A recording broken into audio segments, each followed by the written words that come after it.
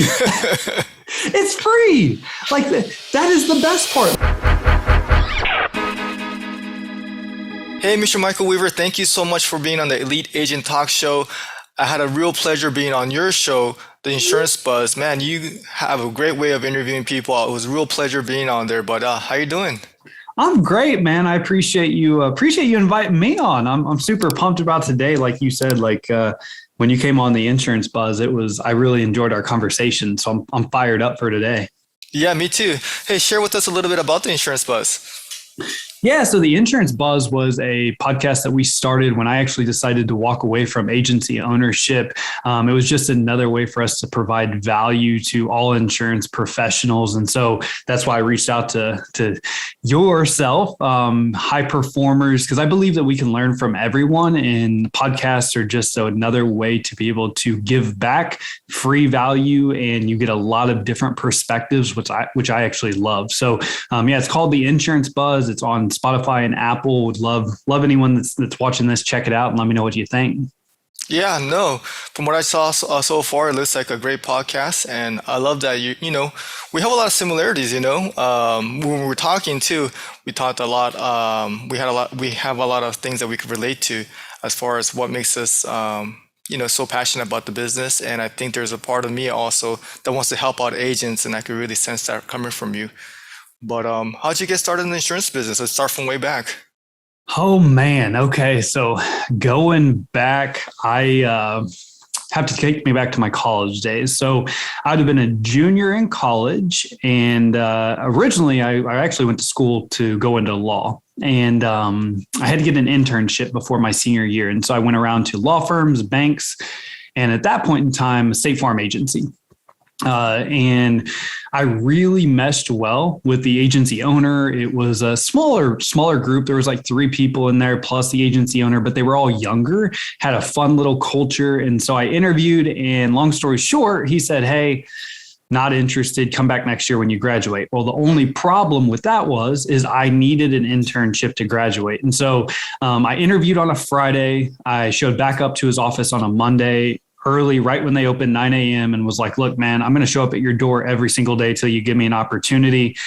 As you know, if you're a business owner, so 21-year-old Michael, I don't know. I'm just persistent. Like I was like, I want a job. I need an internship. Let's do this. And when I showed up, he's like, "What are you doing?" I'm like, "Man, I need a job." And so that was like my in. So he gave me a position as a marketing specialist that summer, which was pretty much a cold call specialist / janitor / do all the stuff that nobody else wants to do in the office, right. For a couple hours, a couple days a week, and came in, really fell in love with the insurance profession. He showed me a paycheck. I grew up in a really just blue collar family. Really rural town.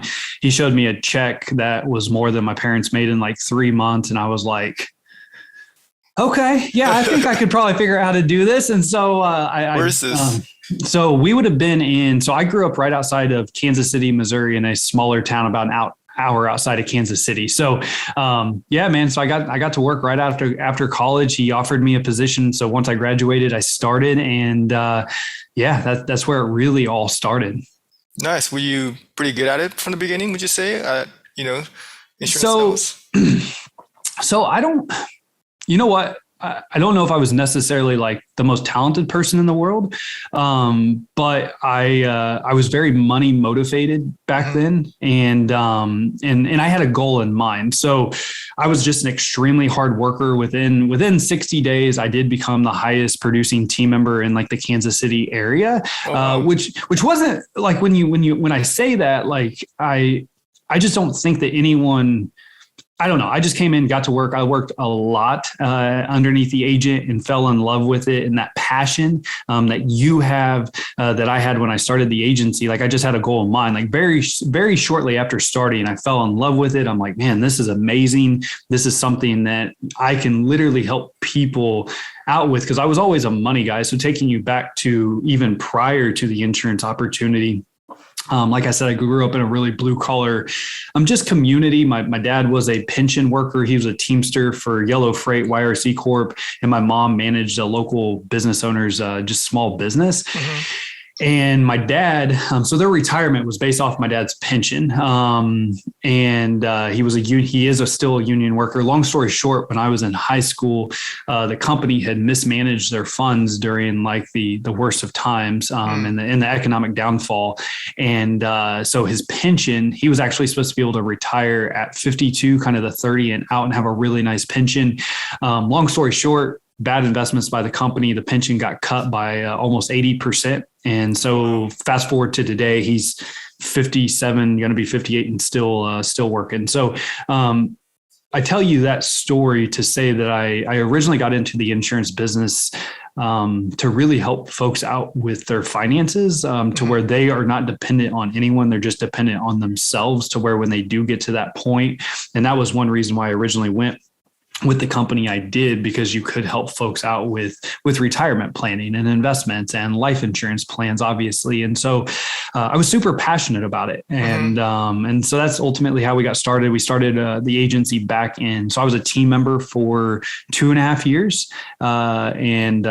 Then we started, my wife and I actually, within a 6-month period, we got married, bought a house. She gave up her job and we started the business April of 2014. And we were a scratch agency, which means we didn't inherit any book. Much like yourself, you've organically grown to a big number. I also never ever got any assignments as well. So we were all an organic office. Wow. Talk about a little bit of transition period there, huh?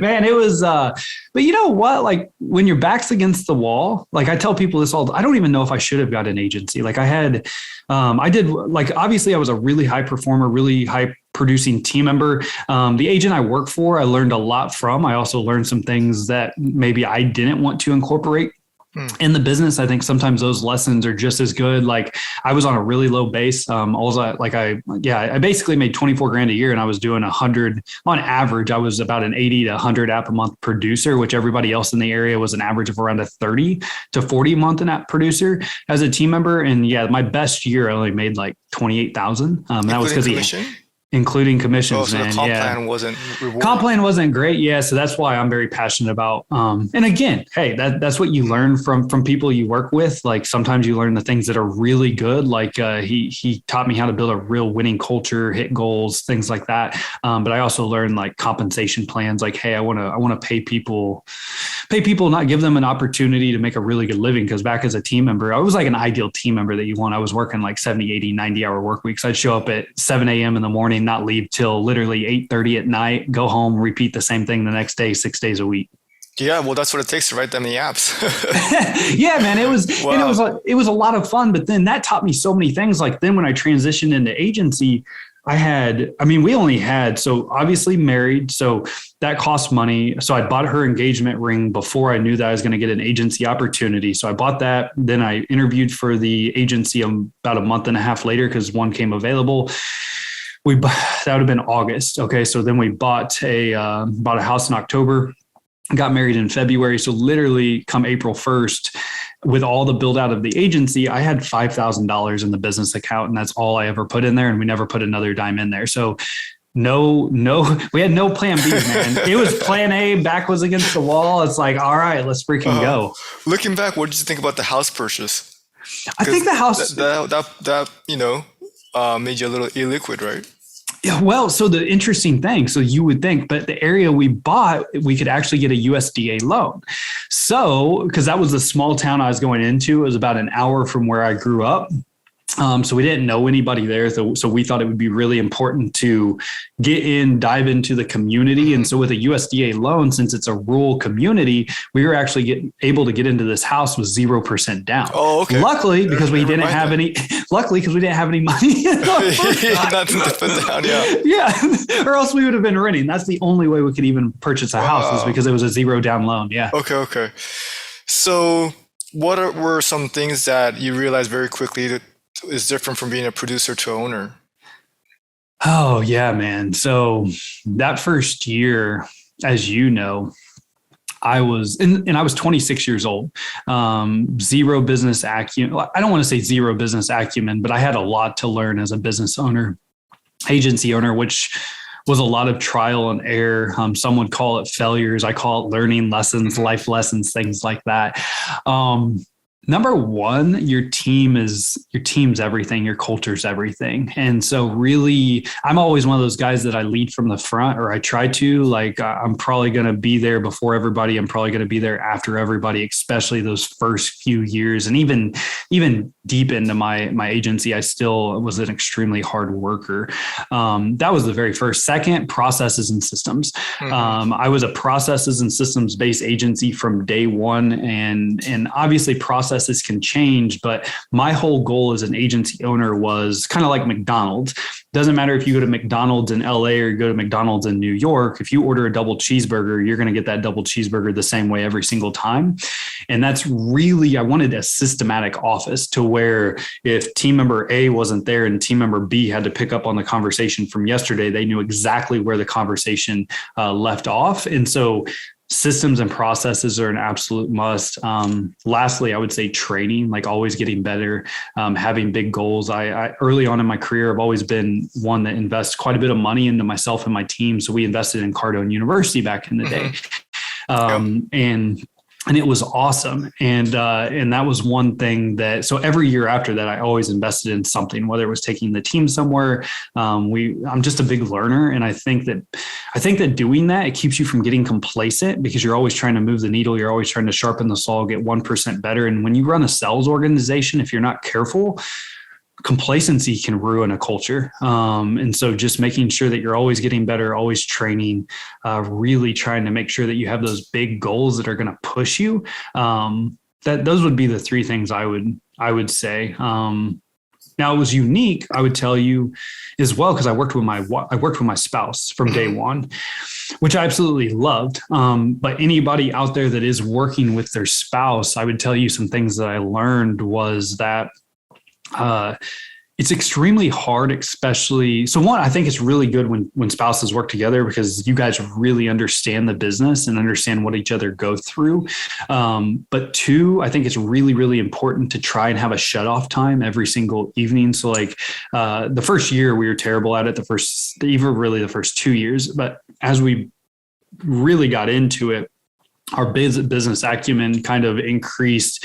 We understood that, hey, we can't just talk about business all the time. And so we really try to, even now today with the 5 businesses we own, we try to shut every business off at 8:00. So after 8:00 at night, no more business talk, like only personal. And so that's one tip I would also give you if anybody's out there working with their spouse is try to have a cutoff time to where you're not talking about business all the time.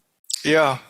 Because as business owners, we could get obsessed and that's the only thing on our mind, right? That's the only thing. So it's good to just kind of unwind and not talk about something else and really catch up with our actual like real lives. So that's great. Yeah. But hard work, I mean, all those things resonate with me, systems, processes, and the training. I think, like you said, it starts from the top, but if you're the one always wanting to learn, then your team member is going to feed off that. Not to cut you off, Dan, but it was, like, I think a lot of young business owners, and there's no right or wrong way to do this, as you know, but being a CEO, because I think that's a really popular term. I want to be the CEO of my business.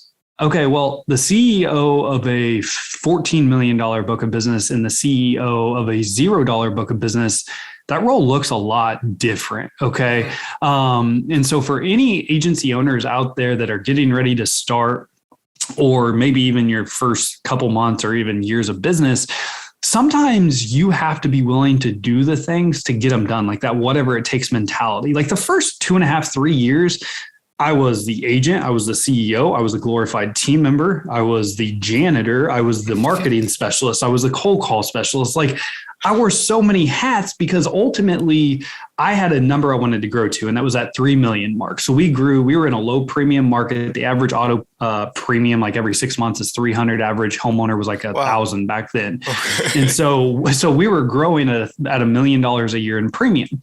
And, my goal was 3 million. That's when I eventually was like, okay, no, because up until that point, I was banging out 150 to 200 cold calls a day. I was quoting any referrals we got. I sent those to the team because I wanted them to get the easy wins and me kind of shoulder the hard stuff. Now, granted, they were making cold calls too, but I was really trying to set them up to win confidence, things like that. And my whole goal was always to produce enough P&C premium to at least pay for one team member's chair. And then the financial services premium I produced was like icing on top of the cake. So I was personally always trying to make sure I had the base plus commission off of my P&C production covering one team member's expense. And then the financial services premium was just like icing, if that makes sense.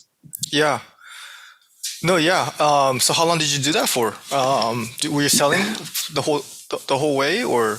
So I did that up until about the 2.5 to 3 mil mark is what I would do. And then then I really started to take a step back from the P&C production, more lead the team, drive production through the team, which they were helping out prior. There's no way I could have done that myself, obviously. So the team within those 3 years, we really built a culture around high performing, have fun, but produce at high levels, kind of the work hard, play hard motto. So when I took a step back, production didn't take a step back. So production continued at the exact same pace it was going.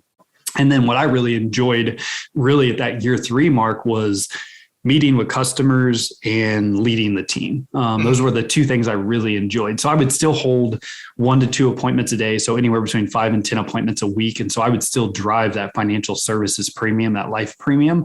And I did that for probably about 18 months. Because that's when we started traveling. So my wife and I, about 3 years in, that's when we would travel about 3 months out of the year because we were younger, no kids. And so, but the office just ran. Like we had the culture established. We had the processes established. I don't work when I travel. Like I check email and that's it. And so I was there only 9 months a year. When I was there, obviously I was holding appointments, leading the team. Other than that, then about year 4.5, I took a complete step back to where I really acted as more of that CEO role because we would have been about that 4 mil mark by then.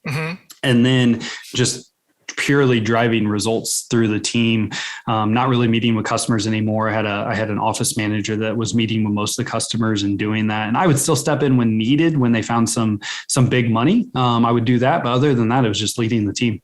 Wow. That's pretty rare to be able to do that in just 4 years. It was fun, man. Like it was, I don't really know how we did it back. I mean, like, because I told you, like, we didn't do internet leads. We had a real heavy brand. So social media, I was real big into. We started doing Facebook Lives, and that helped create a brand between me and my wife. Really that omnipresence type of branding. So social media, we were heavy in the community. And then obviously with the customers, one thing I put in my team members comp plan was that we had to meet with 75% of households we wrote. And so I had a unique marketing strategy because we were a cold calling based agency. And we had basically an hour perimeter of drive time that we marketed. And it was a lot of rural communities. So really hard to get on the phone. But if you could get them on the phone, man, and we closed them and then we met with them. So we were meeting with 3 out of every 4 households, especially those first 3 years in business, which made us super referable. The retention was less than, so we never really went above a lapse can of 20%, which for a new market is pretty dang good. And so we were building really, really good relationships, which then, as you know, that 18 to 24 month mark, that's when we started getting a ton of referrals. So literally my team after like year 2.5, didn't really have to make calls anymore because we were getting organic referrals. We were getting quotes from social media, and then we were getting obviously quotes from our Google presence. And so we'd get between those 3 things, we would get anywhere between 100 and 125 quotes a month. And then obviously on those, we would average about a 33% closing ratio. So we were doing really, really well. Yeah, the closing ratio is just a little bit better than internet leads, huh? Just a little bit, yeah. Wow, no, you guys were probably really early in the social media game for insurance agency owners, would you say? We were, man. Yeah, I've been. Was anybody else doing anything? Nope. Yeah. Nope. I've been preaching that now for since 2000, really. So even as a team member, man. Okay, so I'll tell you. So even as a team member, so dating all the way back to 2010 when I graduated college and went to work, I would had this process that I would go in and I'd like 5 people statuses a day. I'd comment on 2 additional people statuses and I'd post 3 times a week. And I did that my entire like team member career. And I'd go in and grow my network. I'd add a certain amount. Try to add 10 people a week every single week.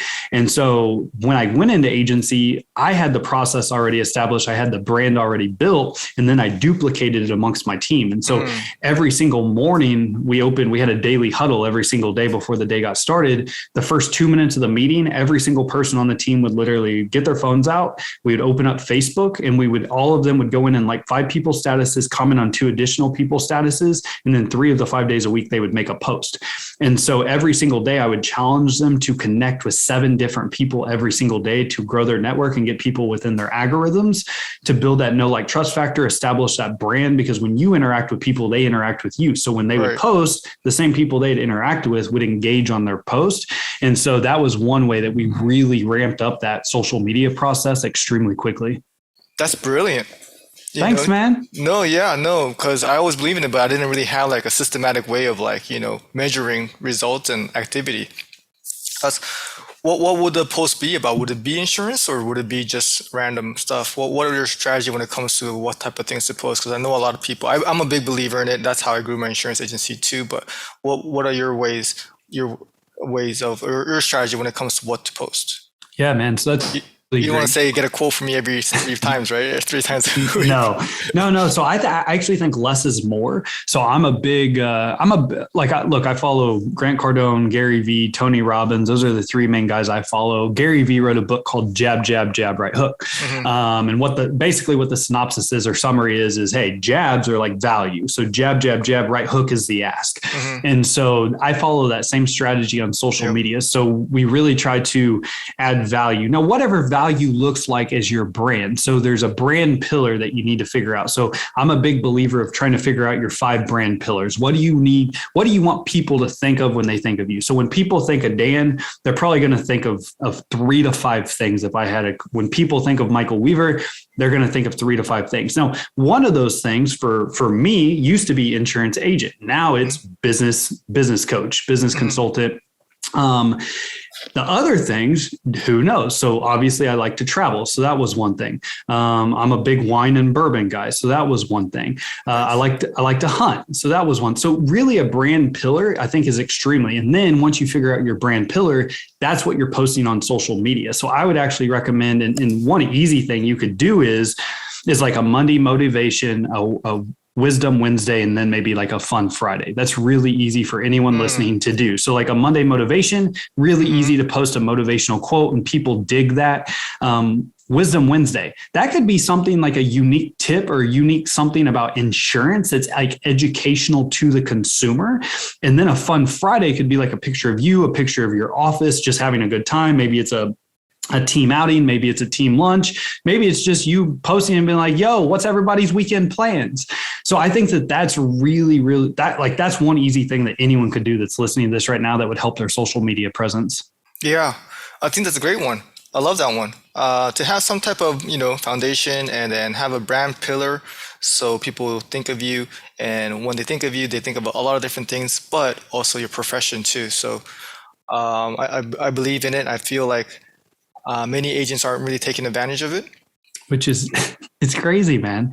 We're in 2022, guys. Like, technology is only going to speed up. If you're still trying to fight the whole like social media it's going away. It's not going away. Like, it's literally like the news of the 1950s when TV very first came out and news channels started. So don't be scared of it. Embrace it. I'll tell you one thing that took our social media presence to the next level was lives. So my wife and I were really early adopters of lives. I heard Gary Vee in 2015, 2016 do it. And so we came up with this thing that we called Weaver Wednesdays. And literally every Wednesday at 7 p.m. for 3 years in a row, my wife and I went live. And we would just talk about random things. We would talk about insurance. We'd talk about money. We'd talk about wine. We'd talk about upcoming trips. We'd talk about what's going on in our family. And it was just, so we went from, look, and you have to be it's okay to be a beginner. It's okay to start, and you're going to suck, and that's okay.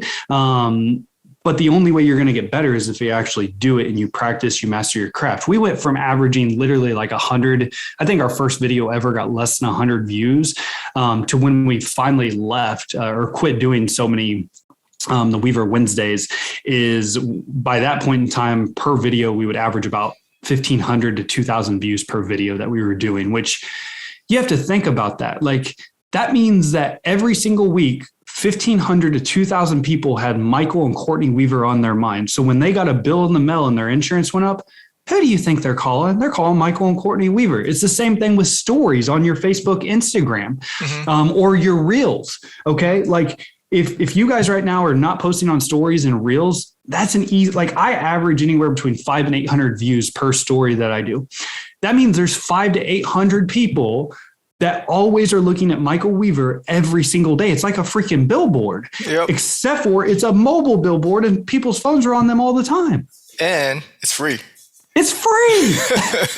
It's free. Like that is the best part. Like that's how like we were extremely profitable in our agency. Like we pretty much profit every year, but those first 9 months we profited cash flowed over $100,000. And so a lot of that was because the things we were doing, yes, they were hard work. Yes, they took discipline. Yes, it took consistency, but I didn't have the money. I already told you guys, like I had $5,000 to my name when I started. I couldn't get lines of credits from anyone because I was a 26-year-old kid. And so I had no option. Like, because some people are like, Michael, why didn't you spend more marketing dollars? Because I didn't have the money to spend, man. Like, and so we started this process when we started, and it just, and ultimately, if I could go back, I probably would spend a little bit more money in marketing once I started actually making money. But what we established worked so well that we were not only hitting our goals, we were exceeding our goals off of not spending anything, and we were making a ton of money doing it. Yeah, well, you were so resourceful, and yeah, I mean, marketing is a major cost. So if you don't have to spend that much and get the results, then why not? You had a system that definitely worked. Nice. Yeah. So that's a great value to our audience there that we could all learn from. Posting is free, and we want to be known. Like if nobody knows you, then no one could buy from you. So all we are is professional insurance agents, and there's nothing to be ashamed of. Or what do you think about that? I do know that some people are a little bit more introverted, or it's unnatural, especially live, or something to be in front of the camera.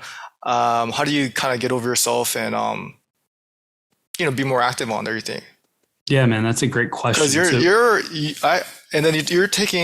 do 2 podcasts. I don't even know how much you do, but I just know a little bit of it from being on yours. But I know you're just so active, and you're on so many different platforms. So this is a subject I really like talking to you about. But what about to the agents that can't get over the hump, or maybe think they're too busy? Oh, or no, well, let's stick with because I dealt with that too. Like being in front of camera was very unnatural. I heard that it's something that not nice to do, but you have to do it. What's your thoughts on self-consciousness? Yeah, man. So that's a great question. So you probably wouldn't guess this. I'm actually super introverted. Like I could never leave my house and I'd be totally fine, man. Like, I guess what people say, and the more research I've done is I'm an extroverted introvert, I guess is what some people would say. I'm a performer. So if anyone out there knows an Enneagram scale, I'm an Enneagram 3. I'm a performer. I show up, I do my thing, but like, if I go to like a conference and a big networking event, no one would ever guess that I'm an extrovert. But when after that event, I have to like recharge my batteries because I'm like so freaking dead because it wears me out. Whereas true extroverts, man, they can just go and go and go and go and go like the damn Energizer bunny. It's actually pretty interesting to me. Like I'm around a ton of people, I get worn out. Now you're not going to know that in just talking to me, but when I get home, I'm like, holy smokes, so it is interesting because most people would never guess that. And so the only way you get comfortable is if you actually do it. And so that goes back to like, get comfortable getting uncomfortable. The most growth happens in the most uncomfortable stages. When you really push yourself and you're okay with learning something new and you're a beginner all over again, it's like little kids when they begin to walk. They crawl and then they fall down and they get back up and they fall down and they get back up and they fall down. And eventually shit, they're sprinting across the room. And it's like, whoa, where did they? And it's the same thing with anybody. It doesn't matter if you're an agency owner, business, it doesn't matter. If you're an entrepreneur in today's times, I really believe that you have to have an online presence and allow people, because by going live, you have to be vulnerable. All right, you're really going to allow people to see like you as a person. Now you're still going to control like the environment and what you're sharing, but what I have found is the more vulnerable you can be. Now I'm going to be one of the most positive people you ever meet in your life. Like, one thing I've tried to get better at is sharing the things that don't always go well, because I haven't been that type of person. Like, because I've always been a person that I want to motivate, I want to inspire. And so I post really positive motivational material. Now I still post like everyday life, everyday life. But I have tried to get better at showing like the ups and downs of entrepreneurship, business ownership, because no matter how good you are, what you're doing, things are never easy. Everyone struggles. Grant Cardone's of the world, they struggle. Tony Robbins, they struggle. Like, they may not always show it, but they're humans just like us. Like, I invested in a really high level mastermind last year. That was a pretty hefty investment of really high income earners. And we all go through the same stuff. Like, so regardless if you're a brand new agency owner or a tenured agency owner, like, we're all going through the same things. We're all humans trying to figure this thing out. Yeah. So sharing that too, huh? Mm-hmm. Yeah, I think people could relate to you even better when you do that. Yeah, well, I don't know if I answered your question, but no, yeah. Just dive in. Like, one thing I will tell you that really helped me is I would actually sit in front of a mirror and I would record myself. And then I would watch it, I'd delete it, and I would do it again. I'd watch it, I'd delete it, I would do it again. And that was just like practice to me. Mm-hmm. That was like role playing from a sales standpoint, only I just did it in a camera where no one could see me. And that was one thing that really, really helped me. Yeah. Yeah, it's all about practice. And now look at you now, you know? No, seriously, the energy that you brought on your show, you know, that was great. That was one of my favorite interviews I've ever been on. So I appreciate it. Yeah, definitely practice makes a big difference. I bet you probably weren't like that from the very beginning, right? Oh, heck no. No, this has definitely been a learned skill, but it's like sales. Mm-hmm. So, you know, sales, like enthusiasm sells, especially in insurance. Like, now you have to be genuinely enthusiastic, but insurance is boring, man. There ain't nobody out there that likes to talk about auto and homeowners insurance. So you have to make auto and homeowners insurance fun. Like, that's the one thing that a lot of people have told me throughout my career. And then in my training and coaching is, man, you make this fun. And it's, and you have to do that, because if you're not enthusiastic about it, the customer is not going to be enthusiastic. And so it's the same thing with me on your show or me on the Insurance Buzz. If I was just like, hey, Dan, so yeah, we need to get in front of a camera. We need to do some social media posts. Dude, you're going to be like, oh, I can tell you I wouldn't be on this right now. You're like, this guy's terrible. What is he doing? Yeah, no, that's a great point, Michael. Yeah, insurance is boring as it is. So we got to make it fun. I think that's a great like macro way of looking at what we do.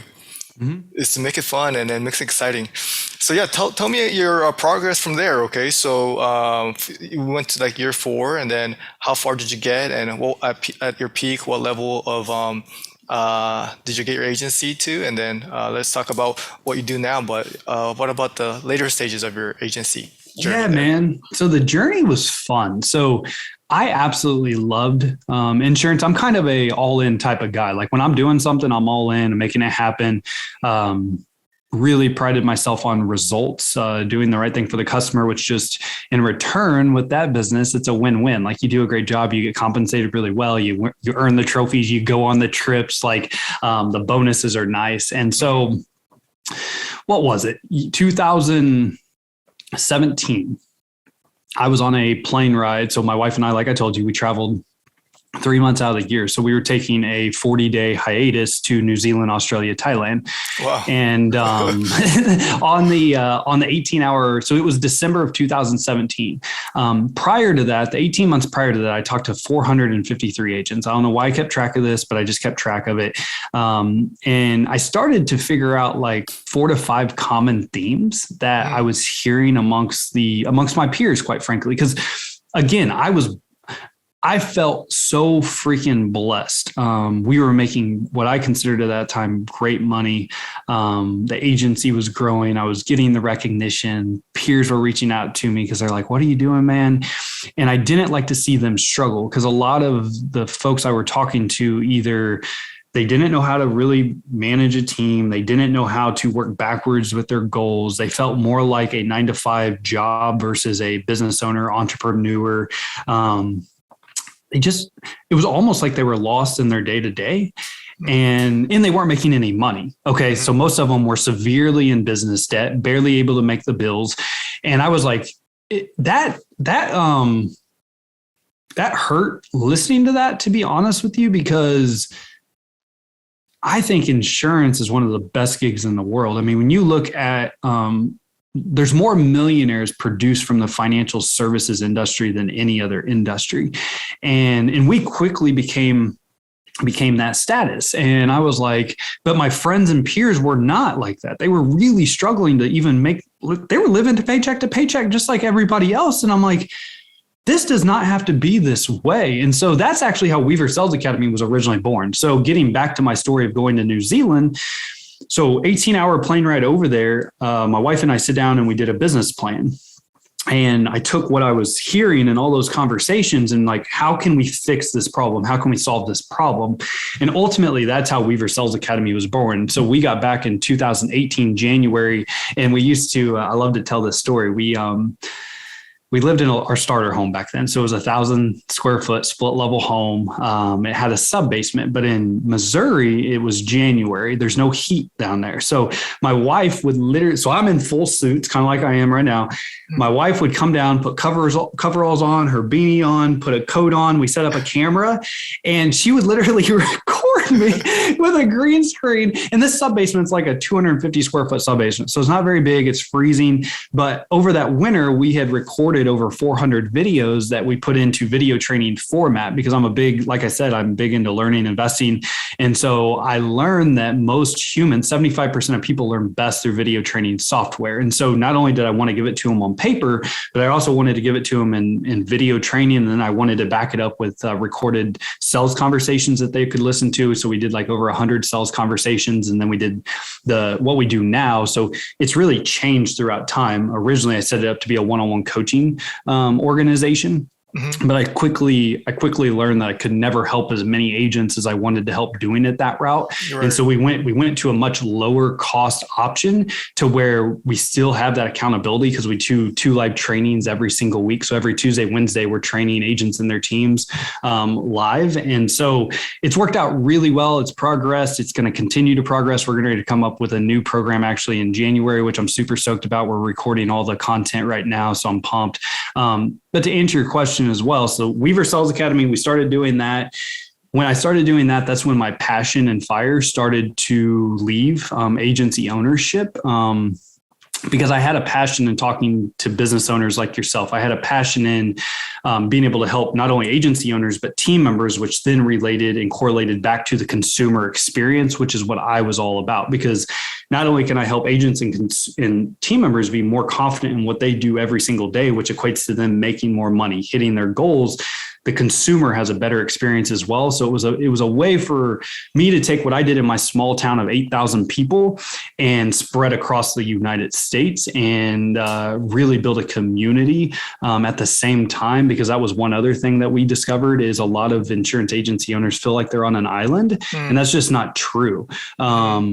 It may feel like that at times, but I can guarantee you if you're going through it, somebody else is. And so we really try to build a community at Weaver Sales Academy. So in 2000, now I'm telling you guys a lot right now. In 2020, we hung up the agency January 31st of 2022. In 2019, so it had been about a year and a half into Weaver Sales Academy is when I started being like, I don't know if agency's for me anymore, but it was such a it was such a nice living. It was really hard to hang up, to be honest with you. It was hard to throw that income away. So I probably hung on to the agency probably about a year and a half longer than I should have, just transparently speaking. But I turned in my 1 year so I gave them a full year because I just, integrity is everything to me. Insurance was an amazing stepping stone for me, amazing season of my life. The things I learned as an agency owner, I will take with me forever. And that's what has allowed us to become who we are today. And so I felt like I owed it to the company to give them plenty of time. So I gave them a 1 year resignation, and January 31st was my last year, man. So, and we continued to grow that whole time. So we got up to almost that 5 mark. So we got it almost, and the reason why the 5 mark is because we actually started taking some rate decreases, which everyone started. And so like so I did the calculations, like on my book of business, if we would have never have written a new business piece, we would have taken about a 30% rate decrease on our existing book. And so we were writing the same, if not more amount of production. We just weren't growing like we had in the past, if that makes sense. So kind of like what me and you were talking about, with, hey, 25, you're currently experiencing a 25% decrease yourself, and that's just not good. And so how do you overcome that? And the issue I had is I wasn't bought into the agency like I was. My passion had left. And so I was still trying to be a good leader because I loved my team. I was still showing up at the office, but I was only working about 10 hours a week. So I was only there for 2 hours a day, but I was there every morning still showing up for my team, leading my team, trying to make them the best they could be. That passion left and went into Weaver Sales Academy. And that's where it still is today. It's like a fire that doesn't go out, man. It's like every morning I wake up and my fire it's like when you throw a log in the fire and it just burns brighter and heavier. That's like what I am every morning. And I hope that comes across here. Like I get super fired up and talking about this stuff, but. No, yeah. No, appreciate you start sharing your story, Michael. Yeah. It's kind of funny how we all evolve, and there's so much opportunities in this business. But that experience definitely led to where you are now. So it's a great story, and what's most important is that you're doing something that you love right now. And that definitely comes through from your passion.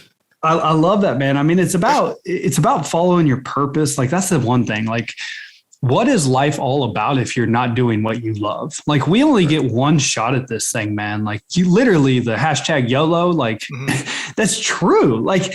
We only have one shot at this. You might as well spend every day doing something you freaking love. Because if you don't, what is this all for? Yeah, and if you don't love it, then you wouldn't put in the effort that it takes to be good at it.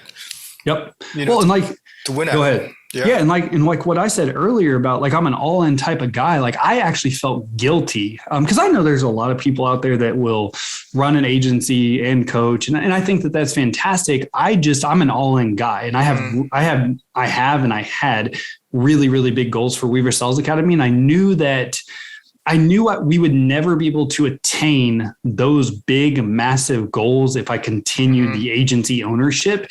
And I felt like the customers that I work with, literally, I felt like they deserved 100% of my attention. Like, yeah, no, I totally get that. I give a lot of credit to people who could do, 2 things at a high level. I'm with you too. Like, I feel like if I had something else, which I do, but it's just most of my attention has to be on the main thing, or I feel like the main thing, I'm cheating the main thing. The one thing, baby. Yeah. The one thing. You want to keep the main thing, your main thing, So, and then training. I mean, training has made a big difference. You already mentioned it early on. Cardone University, was that a game changer for you? So I think Cardone U was great. So I think Cardone U is really, really good from a foundational sales processes, things like that, like conversations, easy ways. So I actually kind of mimicked Cardone U with Weaver Sales Academy. So I took the video training, I organized it to where it's niched down into the insurance because I just thought that his idea was great. Now his is a generic sales type of system. I think the hardest part about any training is the accountability. Like if you're not going to hold your team accountable to it, if you're not going to hold yourself accountable to it, there's no reason to do it because it's going to be a waste of money. It's like anything else in life. Like if you invest and show up, you get tremendous value from products. Like there's a lot of really, really good products out there and training programs. but it's like a gym membership. Okay. So if you invest in a gym membership, but you go to a gym once a month, you're probably not going to see very many results. All right. Same thing with a training program. Like there's lots of great ideas, but if you don't show up and take action, they're still just really good ideas. And so it was something really beneficial for me to invest in, because other than that, like I'd always ever invested in less expensive things. Now still, because a team member, I wasn't making much money. So I was investing in like Brian Tracy. Like I listened to him every day for 18 months in a row. I did some workshops. I did sales boot camps, things like that. But that was that big first large investment, because that was like a $10,000 investment. And, but it was great. And then I just continued to build on top of that to where every year I just tried to invest 10% of my income into training and development. That's still what I do today. Really, yeah. Yeah, and that's how you keep evolving and getting new information. So yeah, tell us a little bit more about Weaver Sales Academy. What would it be like if you signed up, and any information? I'm pretty sure that's going to bring a lot of value, because my listeners are insurance agents, owners. But yeah, how do you help out the agents out there?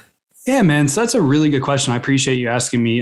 So Weaver Sales Academy is super simple. Like it's a 24/7 on-demand university, but we have an organization of almost 20 people, and we're actually growing right now. So we have a help team, we have a serve team, we have an onboarding team. So literally when you sign up, you're either going to talk to one of my sales professionals on my team, or you're just going to sign up online. When you sign up, you're going to get an onboarding call scheduled within 2 to 3 days of signing up. We're going to walk you through the platform. You get automatic login information. We get your team logged in. And then, like I said, we give you plan of attack. So we have success plans based off of your needs that you can plug and play and follow the plan and have success. And then we back it up with the 2 live trainings every single week. So we have a training every Tuesday that's a Zoom call that's more hands-on, interactive, to where 2 of the calls a month, every single month, are where we're called sharpen the saw calls. We role play sales conversations, closing techniques, overcoming objections, pivots, all that good stuff. And then the other 2 calls are typically industry experts or live Q&As. And then on the Wednesdays, that's in our Facebook community group. We work with about 4,000 professionals across the country.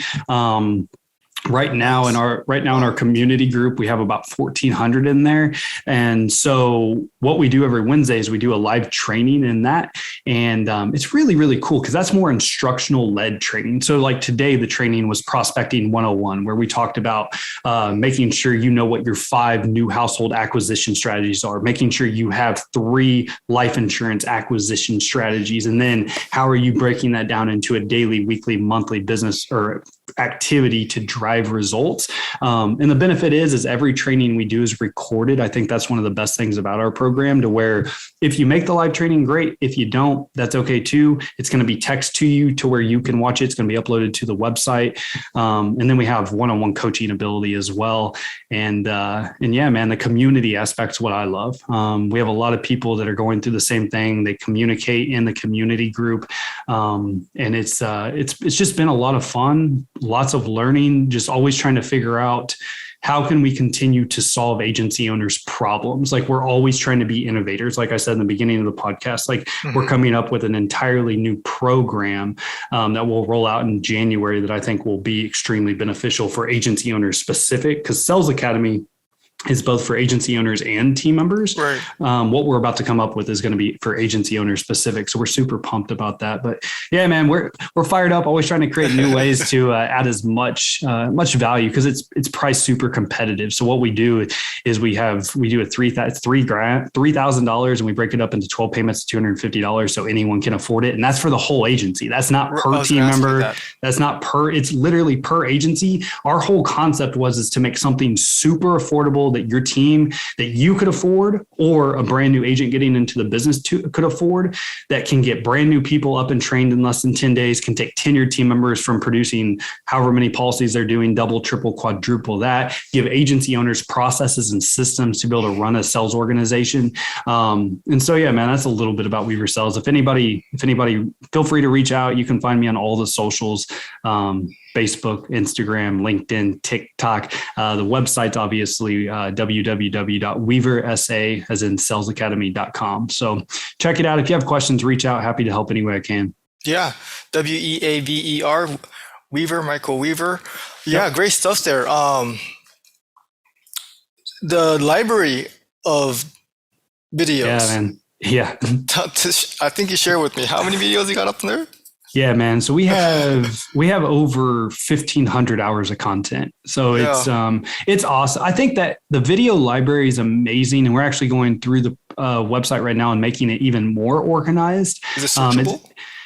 yeah, yeah. It's super organized right now. That's the one common feedback we get. It's like, Michael, your stuff is way more organized than anybody else, but we're even going to the next level. So we just hired a COO. If any of you guys, if you've never read the book by Gino Wickman called Rocket Fuel, highly would recommend checking out that book. He wrote another book called Traction that I recommend those two books, man. Traction and Rocket Fuel are extremely good books. But anyways, by design, my wife and I are both innovators. We're both creators. We both are just visionaries. And so so we've done a really great job with this business and we've grown it, but we've grown it to that standpoint of we grow every single month, but the next step to really take this business to the next level, just like insurance agents, like you'll eventually hit a level that forces you to level up. And I believe that's where we're at with Weaver Cells. So we hired a true COO.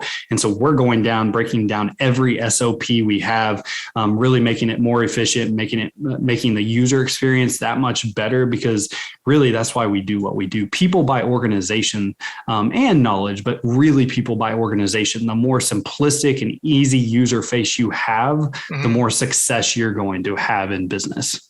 Yeah, just like insurance agencies, Yep. we're always looking out for the best for our clients. And as long as we put our clients' experience first, then good things happen to the business. What about the insurance buzz? I bet, and I do it at such a small scale, but I get so much value from talking to guys like you. What are some things that you learn from talking to all these top agents across the nation? Oh man, that's actually why I love the insurance buzz, to be honest with you, because and coaching calls that I've done in the past, because you can learn from everybody. It doesn't matter if it's a top 10 agent in the company or if it's a bottom whatever in the company. Like everyone has something to share. And I think that's been the best thing about the podcast is that, man, there's so many good ideas out there. You just have to figure out how you want your agency to run and do it, because there's no right or wrong way. It's whatever fits your goals, your agenda, your culture, your business, your market area. And so just like yourself, like one of my favorite calls on the insurance buzz, I was just telling my wife, Courtney, this was with you, like your mindset. Like, I think that's one thing, like you have an amazing mindset. And that's one thing. So when talking to a lot of good business owners, their mindset, man. Like their mindset is that is the one thing I will say. When you talk to like a top 100 agent in the company, the mindset is different. Okay. They're always investing. They're always increasing their goals. They're always increasing their expectations. They are not becoming complacent. And they have control of their mindset, which is a few things you can do. A lot of agents I talk to that are high performers, they have daily success routines. They're getting out of bed at a certain time. They're working out, they're meditating, they're reading, they are feeding their mind. Because if you constantly are feeding your mind with positive material, with material to learn, that's going to create automatic growth. That's going to help you beat complacency, because as insurance agency owners, you have to watch that, because the money starts rolling in and it becomes pretty good money. And if you're not careful, all of a sudden you get real comfortable cashing those checks and you put your feet up on the desk and start searching YouTube all day long. And all of a sudden, but you got to be careful. Like it's true though. Like you got to be careful or else your team starts doing the same thing. And then things start to slide. And then that amazing culture that you established, all of a sudden it starts to trend down, because you're either getting better or you're getting worse. There's no in between in life or in business. You're either pushing or you're not. Absolutely. Yeah. The residual income, man, that could be a gift and a curse. It can, man. It can.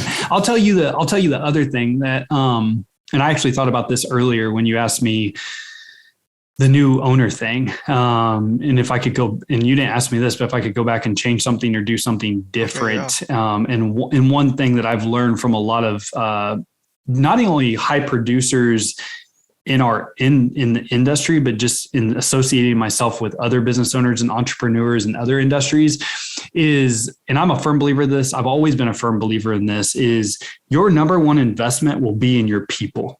Okay. And you actually talked about this on my podcast, but your number one investment and expense in your business will be in your people that surround you. And so you really need to pour into your people, which I always did. The one thing I was going to say that I've learned is the easiest way to scale is also through people. Mm-hmm. Okay. The easiest way to scale is always having that overstaffed by one. Now, you still got to make money. You still need to be profitable. Look, guys, you're not doing this for free. You're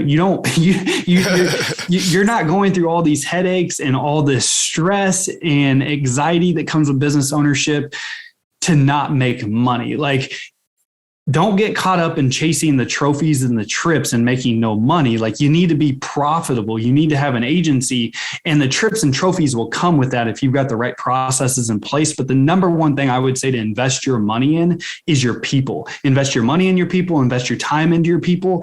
It's like what Richard Branson said, like, if you take care of your people take care of your customers. And so that was always my number one thing. Like, I devoted all of my effort and time into my people to make them the best I could. The one thing that I always really struggled with in the small market area was getting more people into the agency. And so that would be my tip for everyone, is always be recruiting, man. Like, always be recruiting. If you can find a rock star, bring them in. Worst case scenario, it's going to level up your playing field. Worst case scenario, somebody doesn't step up. You can't afford them. You cut your ties with them, but you have a rock star to replace them. Yeah, man, that one hire is such a game changer. You know, it's like sometimes there's just one hire away from just changing the whole, trajectory of your whole company. So You just have to keep looking, Always. And then I think what's remarkable about your story and where you are right now with, a team member running the sales academy is, and you have 20 people team running your sales academy there. And also that you were just able to just be traveling and have such a hands-off approach. Was it difficult for you? And what would you say to the agents that are like, no, I want to do the sales. I want to do the customer service. Mm-hmm. Like, I don't want to give these leads away, or this situation comes. Like, how were you able to just trust your team and be able to not be in the office? I think sometimes the really over-ambitious agents are the ones that are the most in need of control and can't really. It's hard for them to let go, and sometimes I get like this too, even though I can't step out of the office and my agency did just fine, but I just worry a lot, Yeah, man. So that's a fantastic question as well, because that was one thing that was very hard for me, and still, quite frankly, is extremely hard for me. But I want to talk about traveling and why I think that's important, and then I'm going to circle around and answer your question if that works for you, Dan. Yeah, sure. Okay. So the reason why we traveled is because we thought it was extremely important to experience other cultures, and traveling also gets you outside of your comfort zone. It gets you outside of your daily routine, your daily habits. Mm-hmm. And that's an expander, because that allows you to actually get outside of the business and work on the business versus in the business. And quite frankly, that's where the magic happens. Like the magic happens when you can look at your business from a bird's eye view and figure out, okay, I want to go there, but I don't really know how to get there. And so by taking a bird's eye view, you can figure out, okay, this is where I want to go, and here's the plan. And then you get back into your office and you take massive action. That's great. You looking at travel as like a way, that's I never thought of traveling that way. I just thought it was pure pleasure. It's just pure like entertainment, just to decompress. But yeah, that's just a great way of putting it. You just, and I have seen that happen before, where you're out of your business and you're looking at your business without, you being in it is such a different way of looking at your business. So yeah, no, that's awesome. Well, it's just, it is extremely powerful, but it's difficult. All right. Like, I'm not going to lie. Like, the first time we ever went away was like for 2 weeks. And I was the whole time, I was like, oh my gosh, are you okay? And I still would check in. Like, when we travel, like, we just think travel's a way of life anymore. Like, my wife and I, like, that's our way of life. Like, I think I told you on the last podcast, like, we bought an RV after we hung up the agency, and we went on a 3-month trip across California, Oregon, like Nevada, Utah, and then came back. And so we were gone for 3 full months. But because traveling is fun. Don't get me wrong. We have lots of fun. We don't work near as much. Like, on that trip, I was working maybe 4 hours a week. Okay. But now I'm back in it, and I'm working again, like now 10, 12-hour days at minimum. So there's just a we believe in seasons of life, and some seasons are slower than other seasons. Like this is a work season for me. This is a really busy season, but during our slow seasons, when we travel, we just use it as a time to, one, build our personal relationship with each other. Not work in the business, work more outside the business on ideas, the visionary, where do we want to go? How are we going to get there? And experience culture and experience different people. And I think that that's what helps us to continue to learn and grow and really appreciate, honestly, where we come from. And that's really, really important because again, we're just blessed. And so that's why we travel. And that answer your question as far as how, I think that's another learned skill that you have to just do. So once you have the right systems, all right, so you have to be systematic. You have to have the right team and culture. You have to have the people in your office that you trust. Like my wife and I always say, like, if you're on our team, that means we trust you with the keys to our kingdom. If that trust ever is not there, you're no longer going to have the keys to our kingdom, nor are you going to have a job. So if you're part of our organization and culture, it's because we trust you. And if I trust you that much, I trust you to do what you're doing, regardless if I'm there or not. Now, the checker gets what the checker checks. Okay. So you still have to have those checkpoints in place, whether you're going to do that yourself or whether you have a trusted manager that helps you. So I had a manager that I promoted that helped me in the agency, just like we have the COO now with Weaver Sales Academy, much smaller scale. But I had a manager that was the go-to. He literally had the ability to fire somebody if need be. He had the ability, he was running the team meetings. He was tracking production. He was texting me on a daily basis, just telling me like, hey, this is what we accomplished on the day. So even though I wasn't working, I still had updates, which made me feel comfortable in the very beginning. Now, as I got more comfortable traveling, we took the daily reports to more like a weekly, like, hey, how's things going? And he would only contact me if like something needed to be handled, or if he had a question around maybe something he didn't know, because you know this, like you can be in the industry a long time and not know something. And so, but ultimately that's what we worked up to, but it didn't start that way. It started more of like daily, and then we went to weekly. But having that person in charge in the office, I think is critical for a clarity standpoint around, hey, when I was gone, this is the person we report to. Yeah, that's huge. Man, these are all valuable things that I'm taking away, office manager, because I could take a little break right about now. Well, man, and I think, like I said, I think breaks are the best. That's where the magic happens, man. Yeah. Like if you just work in your business all the time, it's really, really hard for those creative juices to flow. Yeah, and it's a great way to discover yourself, like you said. Yep. You really find out more about yourself, where you came from. And self-awareness is key to reach the next level. I can't even believe it's been an hour, Michael. I just looked at the time. I'm like, okay, what are we Oh, man. I'm like, I didn't know that just either. flew by. It's just, I just really love your energy and your passion, what you do for the insurance agents out there. Part of me makes me feel like I wish I could do more of that, but I'm just like in my own agency. So I just want to help out because I do, and I just know that well, you're helping out by doing things like this. This is what I'm trying to do. This is so beneficial to people. Like that's like the insurance buzz. Like I get, and that's one thing that fires me up. Like I get people all the time that will instant message me or text me on our like community, because we have a text line on the buzz, and they're just like, hey man, like just appreciate. And that's the shit that fires me up, to be honest with you. Like, because I'm a firm believer of what you put into this world, you get right back out of it. And so So thanks for even inviting me on today, man. Like you're making moves, you're helping more people than you probably know. So kudos to you, brother. No, thank you. Thank you, Michael. Yeah, I agree with you. The more we give, the more we get later.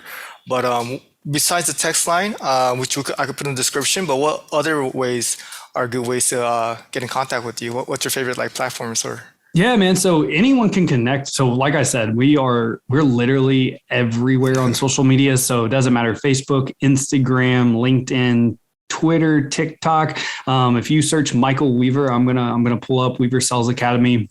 We wrote obviously the Insurance Buzz is the podcast, Weaver Sales Academy, www.weaversa.com. And then I wrote a book too called Game Changer, taking your insurance agency to the next level. I actually wrote it during COVID. Nice. and it was yeah, man. I just sit down for like 2 weeks, knocked it out, and I've had a lot of really positive feedback on that. You can find that on Amazon.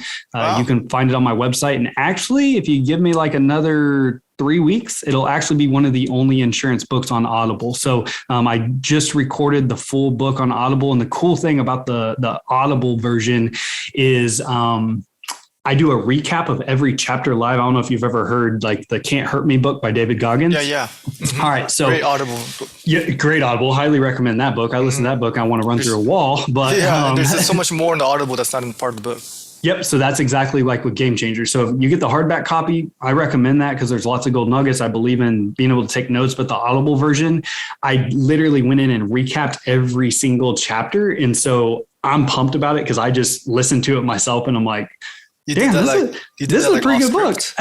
Yeah, off script. So I would read a chapter and then I would just talk about my thoughts of the chapter and give some takeaways and things like that. So I'm really, really excited about that, man. Like I'm excited for the feedback to see what people think, but I think people are really going to like it. Well, yeah, no, I'll definitely want to check it out.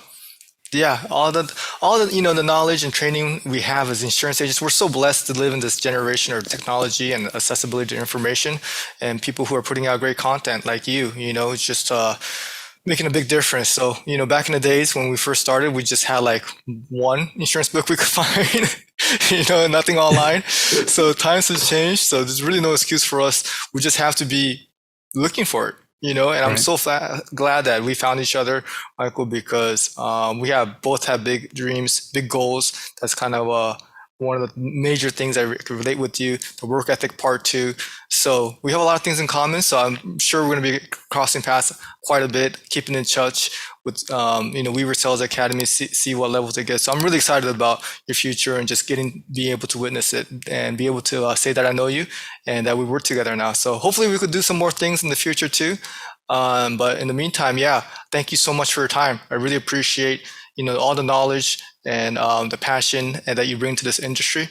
And you're going to be someone to really watch out for as the insurance industry changes. So I really appreciate your time again. Thanks again, Michael. No, Dan, I appreciate you, my man. I appreciate your time and inviting me on, man. I love this, and I hope everyone got something out of it. So Dan, thanks again, brother. No, I'm sure that is. We'll see you soon. Thanks, Michael.